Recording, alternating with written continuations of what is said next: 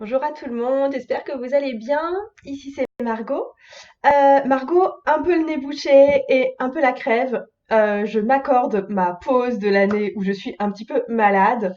Ça m'arrive très très rarement, mais c'est maintenant quoi. En fait, ça me pose pas vraiment un problème. Pour moi, c'est vraiment la petite crève de l'année. C'est le temps un peu cocoon que j'ai pour moi. Et ça m'empêche pas de bosser parce que ben voilà, je suis toujours un petit peu hyperactive dans mon travail. Mais voilà, une vidéo pour faire le point sur 2019. Ça me semblait intéressant de vous le livrer ici et vous dire aussi quels seront mes grands axes pour 2020. Donc on y va tout de suite.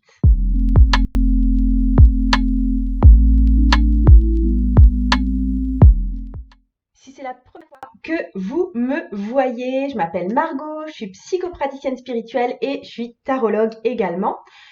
Les personnes qui viennent à moi, c'est des personnes qui veulent que leur vie change et elles n'y arrivent pas. Et elles sentent qu'en fait, elles ont besoin de faire un bon coup de ménage avant que ça change. Et donc, moi, je les aide à faire ce coup de ménage en profondeur parce qu'on va vraiment chercher au niveau de croyances, de blessures, de conditionnements à la fois présents, anciens et même au-delà de notre propre existence. Là, je parle vraiment du niveau transgénérationnel, par exemple, pour que enfin ces personnes puissent faire bouger leur vie, qu'elles créent une vie qui leur ressemble beaucoup plus. Et j'adore les outils spirituels tels que le tarot, c'est essentiellement le tarot. Et d'ailleurs, je propose 3 cours de tarot en ligne. Je vous mets de toute façon les liens ci-dessous si vous êtes intéressés. Vous trouverez sur ma chaîne YouTube plusieurs vidéos sur mon travail. Je donne aussi beaucoup de trucs pour justement faire bouger votre vie. Il y a une vidéo que j'ai postée assez récemment qui parle de comment est-ce que vous allez pouvoir faire bouger votre vie en 2020. Je vous donne beaucoup d'astuces pour le tarot, donc prenez le temps de farfouiller dans ma chaîne si vous en avez envie. Mais là, on va aborder un thème quand même plus perso à partir de notes que j'ai prises hier soir. Et je fais une spéciale dédicace à une Instagrammeuse qui s'appelle Hello Someday, qui est une coach pour pouvoir booster sa chaîne Instagram. Alors c'est pas ma coach, hein, j'ai pas souscrit à ses services ni quoi que ce soit, mais j'aime vraiment ce qu'elle propose, j'aime le contenu qu'elle diffuse. Donc c'est Hello Someday, je vous mettrai aussi son lien en dessous parce que faut rendre à César ce qui est à César et vu que là c'est son idée, je la lui rends. Euh, et en fait, elle proposait 3 grands points pour faire un bilan sur une année et repartir sur une nouvelle année. Et donc, je vais me servir de son schéma de pensée parce que ça me paraissait vraiment très intéressant. Je vous résume les petites questions. J'ai pris des notes, hein, donc je vais me référer souvent à mes notes. Première question, c'est suis-je heureuse de ce que j'ai accompli cette année? La deuxième question, c'est suis-je toujours alignée avec mes valeurs? Donc, on se replace un petit peu par rapport à nos idéaux et savoir si ce qu'on a fait, ça correspond bien à nos idéaux. Et la troisième, c'est où ai-je envie d'aller ensuite, c'est-à-dire comment, pour moi, évoluer en étant peut-être mieux encore aligné avec nos valeurs, avec nos idéaux. Donc, moi, est-ce que je suis heureuse de ce que j'ai accompli sur cette année 2019? Franchement, mais oui, j'ai beaucoup aimé 2019, même si ça a été honnêtement une année qui a pas mal remué. Il y a eu 3, 4 grands points. Déjà, très clairement, au niveau de mon entreprise, hein, fin 2018, allez, on va parler pognon parce que ça fait clairement partie du truc, parce que c'est ça aussi qui m'a rendue heureuse et fière, hein, ça fait clairement partie. Je suis passée d'environ 3 000 € de chiffre d'affaires fin 2018, sachant que c'est en 2018 que ça a vraiment décollé pour moi au niveau du chiffre d'affaires. Et là, donc sur cette fin 2019, je suis entre 5 000 et 6 000 € de chiffre d'affaires. Je précise bien de chiffre d'affaires parce que ça correspond pas à ce que je gagne réellement. Donc, il y a tout mon niveau de vie qui s'est élevé en conséquence. J'ai créé ma SASU, j'ai laissé tomber l'auto-entreprise pour pouvoir justement me donner plus de latitude au niveau de mon entreprise. J'ai recruté tout dernièrement une assistante et franchement tout ça, ça me rend super plus sûre de moi, ça me rend super fière, ça me rend super heureuse. Bref, ça c'est un gros point positif pour moi d'avoir vraiment pu faire passer mon entreprise du stade de peut-être petite joueuse au stade de ça y est, je suis dans quelque chose qui est vraiment dans la croissance. Euh, alors, faut pas oublier aussi que tout ce que j'ai vécu de bien et ce que je vis bien pour moi, c'est également ce que je souhaite pour vous et c'est ce que je vous amène à accomplir souvent pour vous-même. Qu'est-ce qui s'est encore passé? Là, vraiment, au niveau de mon travail, de ce que j'ai fait, eh ben, j'ai mis fin à vraiment mes activités en thérapie conjugale, ce que je faisais au départ. J'ai mis fin à mes rendez-vous à l'unité aussi parce que j'avais vraiment envie de travailler avec des gens sur des temps longs où je me consacrais vraiment à eux et où ils s'impliquaient eux-mêmes vraiment et se contentaient pas juste vite fait d'une séance d'une heure ou d'une heure et demie. Euh, j'ai pas mal travaillé sur les cours en ligne. Il y en a que j'ai refait, il y en a que j'ai créé. J'ai créé Astro Tarot cette année et là, je suis encore en train de remoduler le cours pour l'améliorer. Euh, j'ai adoré, donc j'ai arrêté les rendez-vous à l'unité et je me suis plus consacrée sur des accompagnements vraiment sur le travail de l'ombre, donc c'est-à-dire tout ce qui nous est imperméable, tout ce qui nous est caché par, enfin voilà, travail de l'ombre. J'ai adoré faire ces accompagnements, il y en a eu plusieurs depuis, et en fait, j'ai réalisé quelque part ce qui me faisait rêver au tout départ, c'est-à-dire de vraiment allier mon travail en psychologie et le travail spirituel. Pour moi, ça me semblait un peu irréconciliable au tout départ. Et en fait, non, carrément, je fonctionne avec les deux. J'ai vraiment fait un tout des deux. Je mets des deux dans mon entreprise, je mets des deux dans mon travail avec les gens. Et ça, c'est topissime. Donc, c'est quelque chose aussi qui me rend heureuse pour cette année 2019 parce que ça avait déjà commencé avant, hein, honnêtement. Mais là, 2019, ça a vraiment voilà, je ne fais plus que ça en fait. Je ne fais plus que les deux ensemble. Et l'un et l'autre séparément, ça m'intéresse franchement nettement moins. Le spirituel tout seul, ça m'intéresse moins. Le travail psychologique seul, ça m'intéresse moins. Voilà. Donc, avoir créé l'unité me plaît énormément. Troisième champ qui a changé cette année et dont je suis vraiment très heureuse, c'est le fait d'avoir déménagé dans une maison qui nous convient plus, qui est plus ouverte vers l'extérieur, qui est moins en centre-ville aussi. Alors, il y a les avantages et les inconvénients, mais le fait est qu'on a déménagé, c'était un vrai projet de couple, c'était un vrai projet de famille, c'était aussi pour élever aussi notre niveau de vie. Euh, ouais, je suis très très heureuse de ça. Vraiment, c'est top. C'est vraiment top. Avec une pièce ici qui est dédiée effectivement aussi à mon travail. Donc ça aussi, ça a changé parce que dans l'ancienne maison, il n'y avait pas de pièce dédiée à mon travail. Et puis, quatrième champ, alors je ne sais pas si ça m'a rendue heureuse, en tout cas ça m'a servi et je suis contente de l'avoir fait. Il y a eu deux formations que j'ai faites sur cette année. Il y a une formation en entrepreneuriat, clairement, pour pousser encore plus loin, et une formation aussi plus perso sur tout ce qui relève plus de la féminité et de l'élégance. Et oui, mesdames. Donc voilà. Voilà pour mon année 2019, ce qui a été trop cool pour moi. Ensuite, deuxième partie, excusez-moi, je me gratouille le nez. Est-ce que je suis toujours alignée avec mes valeurs? Alors, c'est pour ça que j'ai aimé le post de Hello Sunday sur cette question-là de jonction 2019-2020 parce que effectivement, bah, je me suis rendu compte que pas forcément, pas à 100%, et que c'était à réajuster pour moi parce que cette année qui a dépoté, j'ai eu quand même des gros problèmes de pic de fatigue de temps en temps. Pas tout le temps, hein. En général, j'étais plutôt en forme, je suis plutôt en forme, j'ai une bonne énergie en général, mais j'ai traversé de temps en temps des moments où j'étais vraiment laminée. Je me sens toujours sous pression parce que je suis entrepreneur et que je génère mes propres revenus. Je suis toujours plus ou moins en lancement d'un nouveau truc et c'est une grosse pression en général parce qu'il faut que je communique là-dessus, il faut que je sois présente. En fait, j'ai l'impression que j'ai passé cette année à vivre toujours sous tension, toujours, comme je le dis, sur le pont. Je dois être sur le pont, toujours, en permanence, à n'importe quelle heure. Et il y a quelque chose de très chronophage et de très énergivore et je sais pas si c'est. Il y a des moments où j'adore être dans cette énergie-là, hein, d'être présente, de faire des tas de trucs, mais il y a des moments où j'aimerais peut-être que ce soit plus léger que ça. Et en fait, moi, j'ai une valeur numéro une qui est la liberté, qui va avec le respect de la liberté des autres. Je tiens énormément à ça. La plupart des personnes qui sont entrepreneuses et qui me regarderont me comprendront parce que la plupart du temps, si elles sont entrepreneuses, c'est avant tout pour respecter ce besoin de liberté. Alors, je me suis demandé effectivement si cette valeur de liberté était bien respectée parce que c'est vrai, j'ai pas de patron, je bosse quand je veux, j'ai pas de devoir de présence à un endroit, c'est moi qui définis mes horaires, etc. Mais en fin de compte, eh ben, je suis quand même très soumise au rythme de ma propre entreprise euh, et de ce que je pose moi-même. Donc, c'est moi qui fabrique mon propre manque de liberté. Donc voilà. Ça, c'était le premier truc un peu bof. Le truc aussi, c'est que je voulais vraiment peut-être investir plus de temps encore en temps de formation pour moi, hors de ma maison carrément, en temps de stage. La plupart des formations que je prends, c'est des formations en ligne, hein, telles que celles que je propose. Partir en stage aussi, c'est des choses qui me faisaient très très envie. Le fait de se débrancher aussi aide beaucoup à se recentrer et à retrouver sa créativité en fait.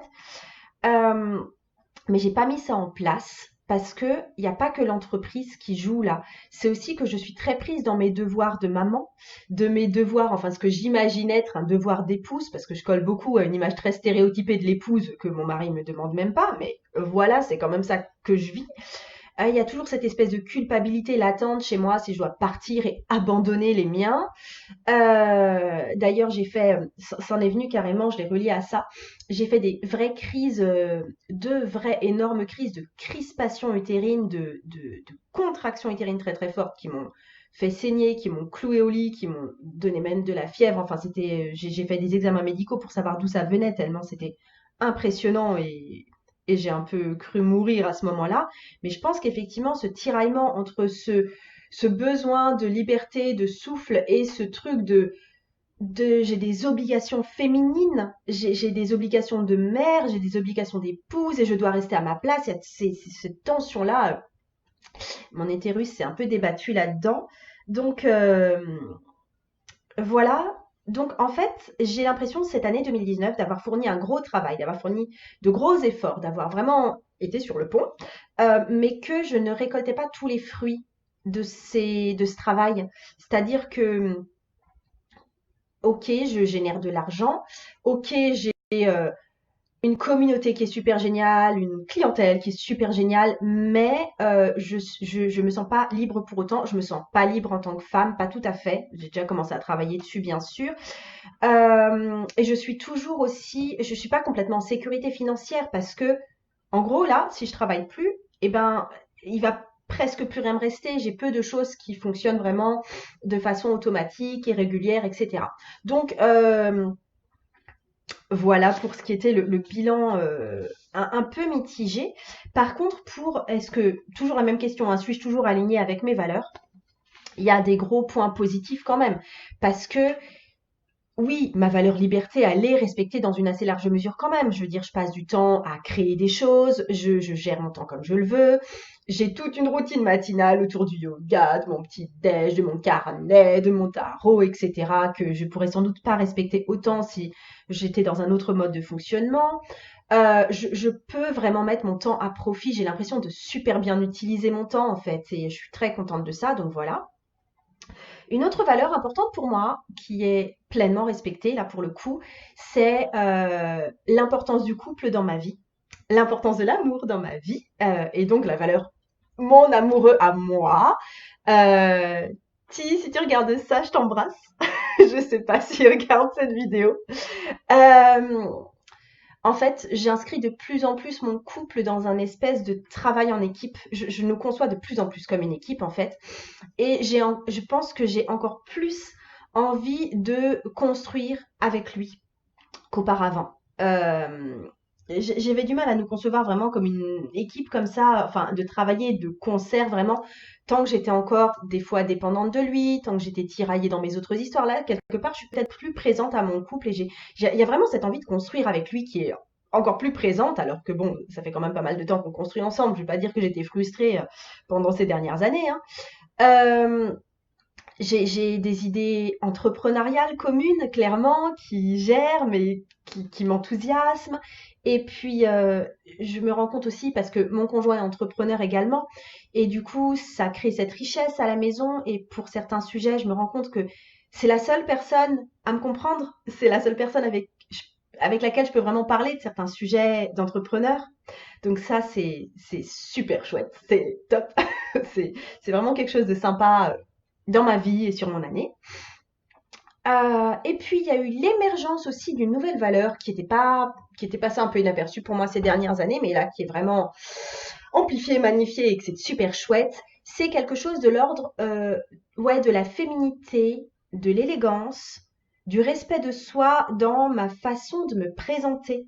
Euh, En fait, avant, je prenais peut-être pas autant le risque de me faire belle, on va dire. Il y avait quelque chose comme ça qui était où je faisais genre je m'en fous. Voilà. Et là, j'ai plus investi clairement sur le physique, pas simplement le physique santé ou le physique sportif, mais aussi le physique juste mon apparence et l'apparence que je voulais donner et le sérieux que je mettais au niveau de mon apparence et de la projection que je renvoyais de moi. Donc, c'est passé, comme je vous l'ai dit, par une formation aussi. Euh, je suis abonnée pardon, à une société de location de vêtements qui me permet de renouveler régulièrement ma garde-robe sans forcément acheter, qui s'appelle The Closet. Je pense que certains et certaines d'entre vous connaissent. Euh, j'ai changé mes routines au niveau de la peau. Je prends plus soin du maquillage. Euh, la routine peau, c'est vraiment uniquement des produits basiques et naturels. Euh, donc aloe vera, huile de jojoba, huile de coco, etc. Donc, c'est que des produits bruts, j'adore ça. Vraiment, il y a vraiment ce champ-là qui a été investi de respecter l'image que je renvoyais. Et ça n'existait pas avant. Et j'avoue que j'aime beaucoup ça. Enfin, ouais, ça me va. Vraiment, ça me va. Qu'est-ce qui a été respecté aussi comme valeur chez moi? C'est évidemment, de par mon entreprise, ma valeur de l'importance de la transmission dans ma vie. Ce truc qu'il y a chez moi d'apprendre beaucoup, parce que j'aime apprendre, j'aime m'immerger dans certaines nouvelles connaissances et j'aime redonner ces savoirs, les retransmettre, les remettre à ma sauce, les remixer avec d'autres savoirs que j'ai déjà et les redonner au monde, ce qui a donné les cours que j'ai en ligne, ce qui a donné les accompagnements, ce que je fais aussi parce que je transmets pas mal de savoir lors de mes accompagnements, et ce qui a donné aussi tout le contenu que je mets en ligne de façon gratuite cette fois sur YouTube. Donc c'est quelque chose qui me prend du temps, mais que j'adore faire. Et j'aime inviter les gens comme ça à apprendre et être toujours dans ce flux de connaissances et qui permet aussi de se déconditionner dans une très large mesure. Donc effectivement, moi, c'était des connaissances plus liées au monde du tarot, au monde spirituel, mais évidemment, il n'y a vraiment pas que ça. Je suis intéressée par plein d'autres choses. Donc voilà, c'est vraiment ça, c'était très très très important pour moi et ça fait partie de ma vie. Et ça, c'est totalement top. Du coup, j'aborde mon troisième point. Et le troisième point, c'est où ai-je envie d'aller ensuite. Donc là, on va clairement parler des projets de 2020 et mon nez m'embête décidément. Euh, Déjà, il y a le souhait chez moi, effectivement, de retrouver cette valeur liberté, même si j'ai toujours mon entreprise. Donc, d'aller plus vers beaucoup de choses qui vont être automatisées et beaucoup de choses qui vont être déléguées également. Donc, c'est pour ça aussi que j'ai embauché une assistante dernièrement pour lui déléguer pas mal de choses qui peut-être m'intéressent moins, qui peuvent se régler facilement avec l'aide d'un tiers. Je vais mettre en place des systèmes automatiques beaucoup plus. Déjà, ça me plaît aussi d'investir ces modes de fonctionnement, de voir comment ça fonctionne, d'apprendre là-dessus.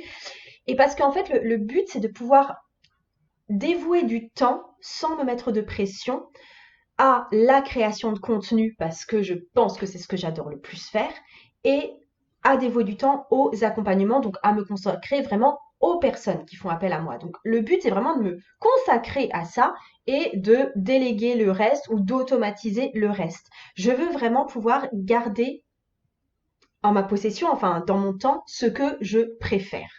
Voilà. Et ne plus m'occuper forcément du reste. Donc ça, c'est cool. Euh, Parce que ça va aussi me permettre d'autres choses que juste la liberté entrepreneuriale de créer et de mieux accompagner les gens. Ça va me laisser le temps. J'ai prévu un voyage au Québec cette année pour aller voir ma sœur. Donc ça me permet aussi de prendre le temps de voyager. On a aussi prévu de partir en hôtel en vacances. Et là aussi, ça va me laisser le temps de le faire. Donc j'ai aussi envie d'avoir du temps, non seulement pour mes projets entrepreneuriaux, mais aussi pour moi et ma famille. Euh, Ce qui se passe aussi, l'autre champ, pardon, l'autre champ, où est-ce que j'ai envie d'aller ensuite, c'est avoir peut-être plus une mentalité d'investisseuse, c'est-à-dire que j'aimerais trouver de nouvelles façons de travailler financièrement, parce que comme je l'ai dit, j'aime l'entrepreneuriat, mais ça procure peu de sécurité financière sur le long terme, c'est-à-dire que, en gros, hein, comme on en parle ces temps-ci, à la retraite, moi, je fais quoi? Parce que très honnêtement, c'est pas ce que... Même si je gagne beaucoup, beaucoup, même si j'arrive à gagner énormément en tant qu'entrepreneur, je suis pas sûre que ça assure une bonne retraite. Donc, il va falloir que je bosse là-dessus aussi et j'ai très envie de voir ouais, tout ce qui est possibilité d'investissement pour un peu sécuriser le futur et éventuellement prendre des formations dans ce domaine parce que ça m'intéresse beaucoup. C'est aussi un domaine qui m'intéresse. Vous voyez que je parle pas que, enfin, que mes formations ne sont pas faites que de tarot et de spiritualité euh, et de psychologie. Et ensuite, troisième champ où j'ai envie d'aller, où j'ai envie de me rendre pour 2020, c'est les projets avec mon amoureux. Parce qu'il se pose souvent les mêmes questions que moi pour son entreprise à lui, hein, au niveau de la liberté, de à quel point on est lié à l'entreprise, à quel point, enfin voilà. Euh, et pourquoi pas lui aussi créer quelque chose de plus automatisé et qui le passionne peut-être beaucoup plus, mettre plus de passion dans sa vie à lui aussi, conjointement avec moi.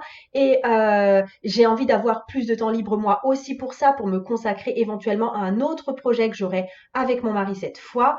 Donc tout ça c'est top. Voilà, c'est de ça que je veux en 2020. Et je voulais aussi vous poser la question, étant donné que j'adore créer du contenu, j'aimerais bien que vous me mettiez en commentaire quels sont les contenus que vous aimeriez me voir créer là pour 2020 éventuellement, soit juste en termes de vidéos où j'aborde un sujet et où je vous livre ce que je sais sur un sujet, soit carrément en termes de cours plus construits. Qu'est-ce que vous aimeriez peut-être me voir créer cette année? Il est clair que j'ai déjà des idées, il est clair que je ne m'endors pas sur mes lauriers créatifs, mais allez-y, je reste ouverte à vos propositions également. Et si vous voulez faire le même parcours que moi, je vous redonne les questions de Hello Someday. C'est suis-je heureuse de ce que j'ai accompli cette année? La deuxième question, oui. Suis-je toujours alignée avec mes valeurs? Et où ai-je envie d'aller ensuite? Voilà. Eh bien, écoutez, si vous voulez me retrouver, aller plus loin avec moi, etc., de toute façon, vous allez trouver pas mal d'infos en barre d'infos, justement. Et je vous souhaite une super, super, super, super année 2020 et pas seulement une belle année 2020, mais une belle décennie 2020 parce qu'on arrive dans une nouvelle décennie. J'aime bien, c'est cool. On va penser plus tard aux années là qui vont venir comme aux années 20. Donc c'est top. Je vous embrasse bien fort et je vous dis à très très vite. Salut!